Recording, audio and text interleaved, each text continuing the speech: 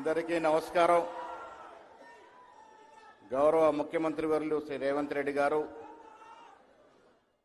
స్థానిక శాసనసభ్యుడు తమ్ముడు నవీన్ యాదవ్ గారు, వేదిక పైనటువంటి మంత్రులు, పెద్దలందరికీ నమస్కారాలు. మాట ఇచ్చినాం, ఇవాళ నిలబెట్టుకున్నాం. కాంగ్రెస్ పార్టీ అంటే మాట ఇస్తే మాట కట్టుబడి ఉంటుందని చెప్పటానికి ఇవాళ ఎన్టీఆర్ గారి విగ్రహావిష్కరణ ఒక తార్కాణం.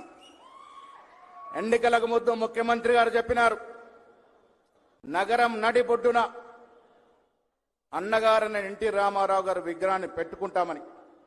ఆ మాట ప్రకారం ఇవాళ నిలబెట్టుకుని విగ్రహాన్ని ఆవిష్కరించే కార్యక్రమంలో మనం పాల్గొంటా ఉన్నాం.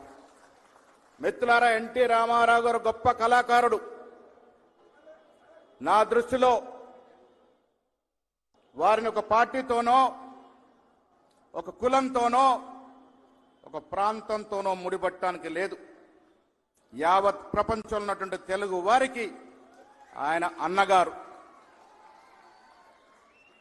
ఆయన పెట్టిన పార్టీ సిద్ధాంతం వేరు కావచ్చు, ఆయన ఆలోచన వేరు కావచ్చు, కానీ ఆయన కూడా శ్రీమతి ఇందిరాగాంధీ లాగానే పేదల అభ్యున్న కోసం పనిచేసినటువంటి మహానాయకుడు.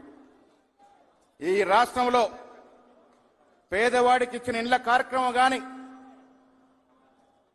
₹2 కిలో బియ్యం కార్యక్రమం కానీ, అలాంటి ఎన్నో కార్యక్రమాలు పేదవారికి ఇచ్చి పేదవారి గుండెల్లో చిరస్థాయిగా నిలిచిపోయినటువంటి మహానాయకుడు ఎన్టీ రామారావు గారు.